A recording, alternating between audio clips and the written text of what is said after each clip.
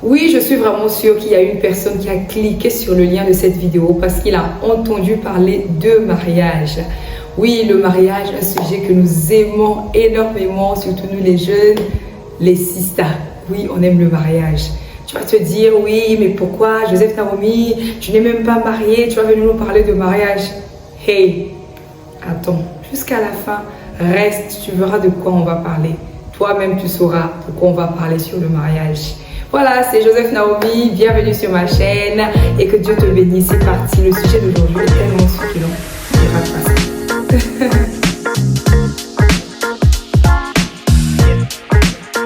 C'est pas parce que nous allons parler de mariage dans cette vidéo que nous allons oublier nos frères et sœurs qui n'ont pas encore donné leur vie à Christ. Oui, parce que le désir vraiment et la prière, c'est que les prochaines fois, qu'il y ait encore plus de personnes avec qui nous allons échanger et tout ça. Oui, parce que tout ce que nous allons nous dire dans la suite de cette vidéo a un fondement.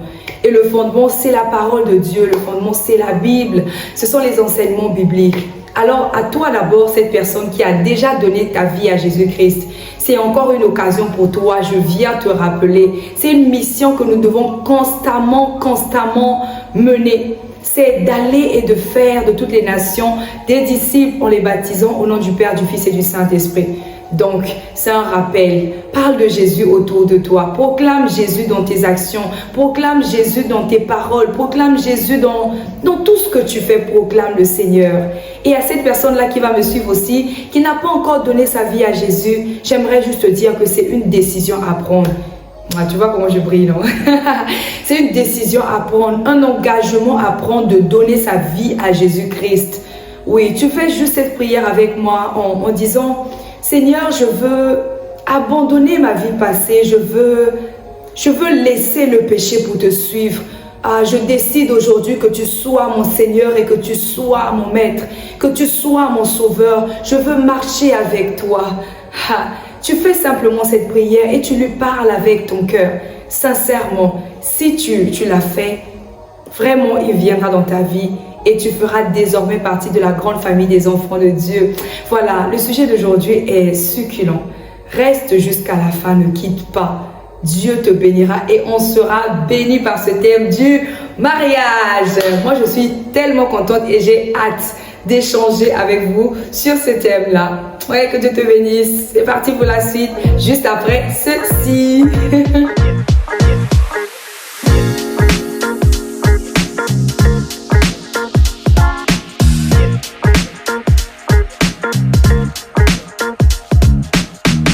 Nous voici pour parler du mariage, quelque chose que nous aimons tant, un sujet qui nous passionne. Oui, parce que le jour du mariage, c'est le jour où on a l'impression que quand les femmes se marient ou quand les gens se marient, quand on voit leur visage, on se dit que ouais, c'est le plus beau jour de leur vie. Ouais, c'est tellement intéressant, c'est tellement grandiose, c'est extraordinaire. On aime ça, surtout nous les sisters. Vraiment, je vais insister. Surtout nous les sisters, on se dit que pour certaines même, c'est devenu un projet de vie. Un projet de vie, tellement on aspire au mariage, tellement on se dit que ouais, le jour où moi je vais me marier, comme ci, comme ça, et tout ça, on fait tellement de programmes, on idéalise, on se dit que ouais, comment ça va se passer comme ceci, au point où ça devient, pour certaines aussi, pour d'autres aussi, vraiment ça devient comme une obsession, le mariage par-ci, le mariage par-là, le mariage par-là. Mais comme je le disais au début de la vidéo, tout ce que nous allons nous dire ici a un fondement biblique. Et ouais, c'est vrai que oui, je vais décevoir certaines personnes, parce que j'ai tellement parlé au début du mariage, qu'on va parler du mariage. Oui, je ne suis pas encore mariée, ouais, c'est vrai, mais on va parler du mariage sans pour autant parler du mariage. Ok, donc il faut bien suivre. On va parler du mariage sans pour autant parler du mariage. Parce que je viens avec un message aujourd'hui. Quand j'écoute souvent mes sœurs, j'insiste vraiment sur les sœurs, sur les sisters que j'aime beaucoup. Et même certains frères aussi, quand je les écoute souvent qui disent que oui, je veux me marier, je veux trouver la sœur, je veux me caser. Du coup, on se met dans une posture ou dans une position où vraiment on va vers Dieu.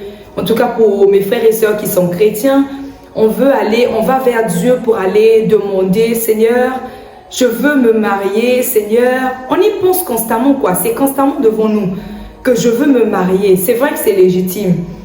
Mais c'est constamment là, limite, ça devient un sujet de prière avec lequel on importune Dieu pour dire que je veux me marier. Je veux me marier. Mais comme je disais, je suis venue avec un message aujourd'hui. Et le message avec lequel je suis venue, c'est que en vrai, ce n'est pas le mariage qu'il te faut. En vrai, tout ce qui t'anime là, tous les désirs qui sont là dans ton cœur, toute cette euphorie-là qu'il y a, en fait, c'est un désir. Tu as besoin de combler un vide. Tu as besoin, le mariage c'est bien, mais tu as besoin de combler un vide. Tu as besoin de... Ce qu'il te faut, c'est pas d'abord le mariage. Et c'est pareil même pour l'argent, c'est pareil pour toute autre chose. Ce qu'il nous faut d'abord en tant que chrétiens, ce n'est pas d'abord ça. Ce n'est pas d'abord ces choses-là que nous voyons. Mais ce qu'il nous faut, c'est Dieu. C'est Dieu.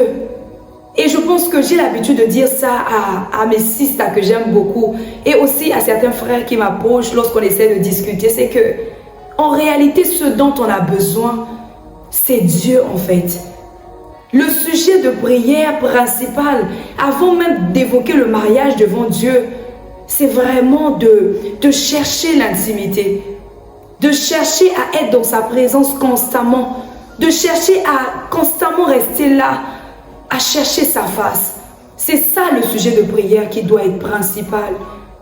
Parce que oui, on en connaît des gens, je pense que tu connais des gens comme ça qui ont des milliards à leur disposition, qui ont des biens à leur disposition, qui sont même mariés, mais qui ressentent toujours le vide au-dedans d'eux. Oui, parce que la chose qu'il nous faut d'abord, même pour maintenir, pour avoir un mariage épanoui, c'est Dieu. Dieu est comme le socle. Dieu est vraiment la base de toute chose. Si tu n'as pas Dieu et que tu cherches autre chose au-delà de ça, en tout cas, tu n'auras pas la paix, tu ne seras pas épanoui. C'est ce que je viens dire à une sœur, c'est ce que je viens dire à un frère. Cherche d'abord Dieu. Oui, la Bible nous dit que cherchez premièrement le royaume de Dieu et sa justice, et toutes les choses nous seront données par-dessus. Et c'est vrai, cette parole-là est vraie. Parce que quand tu es chrétien, que tu as donné ta vie à Jésus, je ne sais pas pour vous, mais Dieu est pour moi l'encre de mon âme. C'est ma raison de vivre. C'est mon espérance, c'est mon tout. Dieu est mon tout. Je ne m'imagine pas rentrer dans un mariage si lui n'est pas là. Si lui ne m'a pas précédé, je ne m'imagine pas me marier. Il y a des gens aujourd'hui qui croyaient que c'était l'argent le problème, par exemple, pour pouvoir être dans la joie ou pour ne pas être angoissé. Le jour où ils ont eu l'argent, l'angoisse était là à la porte. Il y a des gens qui croyaient qu'ils avaient besoin d'être en couple pour être dans la joie, pour avoir le bonheur. Mais le jour où ils ont eu des cheminements, ou encore ils se sont mariés, ce jour-là, les angoisses, les blessures et toutes ces choses qui se sont réveillées en eux. Oui, parce que le mariage ne fait pas le bonheur. Oui, parce que l'argent ne fait pas le bonheur. Les biens ne font pas le bonheur. Les jolis téléphones de dernière génération ne font pas le bonheur. Ce dont il te faut, ce dont il nous faut, c'est Dieu d'abord. C'est Dieu d'abord. Et dans cette vidéo, j'aimerais parler de cet homme-là. C'est le pasteur Mohamed, encore l'apôtre Mohamed Sanogo, qui nous parlait de lui, qui mettait l'emphase sur ce qui s'est passé en fait. Je parle de Moïse. Je parle de Moïse qui était un homme qui déjà quand il vivait dans la maison de Pharaon, c'était un prince en Égypte. Donc il a connu la gloire, on peut dire une gloire mondaine. Il l'a connu, il sait ce que c'est. Il a connu aussi les difficultés, mais après cela, quand Dieu l'a choisi pour aller faire sortir les enfants d'Israël de l'Égypte, il a vu la puissance et il a vu les miracles de Dieu au travers de lui. Mais il y a une chose qui se passe dans Exode 33.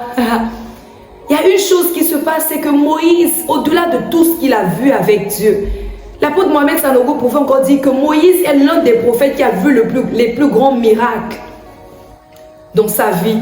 Il a vu la mer se diviser en deux. Ça, c'est juste extraordinaire. Dieu l'a fait au travers de lui. Mais dans Exode 33, la Bible nous dit que Moïse qui dit à Dieu, si j'ai trouvé grâce à tes yeux, fais-moi voir ta gloire. Fais-moi voir ta gloire. Fais-moi voir ta gloire. Et il nous expliquait encore que la gloire de Dieu, c'est véritablement la face de Dieu. Là, on peut se demander, mais est-ce que Moïse n'avait pas suffisamment vu la gloire de Dieu pour qu'il vienne encore là à chercher, Seigneur, fais-moi voir ta gloire si j'ai trouvé grâce à tes yeux? Et la réponse extraordinaire que Dieu lui donne, c'est que mets-toi là. En fait, il a dit, je ferai passer ma bonté, toute ma bonté devant toi. Comme quoi, dans la gloire de Dieu, il y a la bonté du Seigneur. En fait, la gloire, lorsqu'on cherche constamment la gloire de Dieu, lorsqu'on fait de la recherche de la face de Dieu et de sa présence notre priorité, Dieu vient nous visiter dans sa gloire. Et sa gloire, c'est toute sa bonté. Sa gloire, c'est sa puissance. Parce que sa gloire, c'est un package. C'est sa puissance, c'est sa douceur, c'est sa bonté, c'est son amour, c'est sa sagesse, son intelligence, c'est sa lumière, c'est sa paix. En fait, la gloire de Dieu est un package. Voilà pourquoi c'est ce sur quoi nous devons nous focaliser. Chercher la gloire de Dieu. Chercher la face de Dieu constamment. C'est ça qu'il nous faut. Et pas le mariage. Le mariage est comme une cerise sur un gâteau. Quand on a déjà le socle de la présence de Dieu, quand on a le socle de l'intimité et de la vie de prière, quand on a le socle déjà bien bâti, le mariage est comme une cerise qui arrive pour venir encore éblouir, parce que le mariage est bon. Le mariage est bon. Le mariage est un beau cadeau que Dieu nous fait. Mais on ne doit pas faire du mariage la priorité ou encore quelque chose qui nous tienne tellement à cœur au point où le seul sujet de prière qu'on a, Seigneur, je veux me marier, Seigneur, je veux me marier. Tu verras que le jour où même il va te donner quelqu'un, tu vas dire que, en fait, ce dont j'ai besoin, c'était même pas ça. Tu vas commencer à chercher autre chose. Tu vas orienter tes désirs vers autre chose. Tu croiras peut-être que c'est d'un enfant qu'il te faut. Et ça sera comme ça. Tu essaieras de remplacer le désir que tu as, mais en fait de Dieu, mais tu essaieras de le remplacer par des choses que tu vois qui sont palpables. Alors que ce que tu veux, c'est être comblé par le Seigneur. C'est être comblé par sa présence. C'est sa gloire. Sa gloire, c'est sa force. Sa gloire, c'est sa puissance. Sa bonté, son amour, sa douceur. C'est ça la gloire de Dieu. Vraiment, j'espère qu'une sista n'a pas été découragée par ce qui a été dit, mais plutôt encouragée. Parce que même le mariage que tu cherches, pour être une bonne épouse, vraiment je vais parler aussi ça, pour être une bonne épouse, il faut que tu sois une bonne sentinelle. Dans la prière, il faut que tu sois celle qui sait veiller, celle qui sait présenter les sujets devant le trône, celle qui sait se battre dans la prière, pas dans les actions, pas dans les paroles, pas le jour là à parler de tout et de n'importe quoi, mais une femme, une guerrière dans la prière. On dit toujours que derrière un grand homme, il y a une grande femme. Une grande femme en quoi? Sois cette grande femme dans la prière qui va décider de tout ce qui va se passer dans ta maison à genoux devant la présence de Dieu. Voilà, la vidéo ne sera peut-être pas trop longue, mais j'espère avoir parlé à un cœur. J'espère avoir parlé à une sista. J'espère avoir parlé à un frère qui aspire tellement au mariage. Oui, pour être un bon chef de famille aussi, c'est toi, le frère, qui est censé être le gardien. C'est toi qui es censé protéger ta femme et tes enfants. Si tu n'as pas d'intimité avec Dieu, oui, j'ai envie de le compléter et dire que souvent les hommes aiment déléguer cette responsabilité-là à la femme. Mais quand Dieu dit que tu es le chef de la famille, tu es le chef autant dans la prière que dans toute autre chose. Tu es le chef et tu dois aussi être un homme de prière. Un homme de la présence de Dieu qui sait orienter la famille dans la direction que Dieu veut. Et pas seulement un homme qui va aller chercher l'argent. Oui, c'est bien, mais sois un chef spirituellement parlant, mais aussi physiquement et si tu le veux matériellement, pourquoi pas. Voilà, que Dieu te bénisse. J'espère vraiment que cette vidéo t'aura parlé. Et ouais, on a abordé le mariage sans vraiment parler du mariage parce que ce qu'il nous faut, c'est réellement pas le mariage, mais c'est Dieu qu'il nous faut. Que Dieu te bénisse.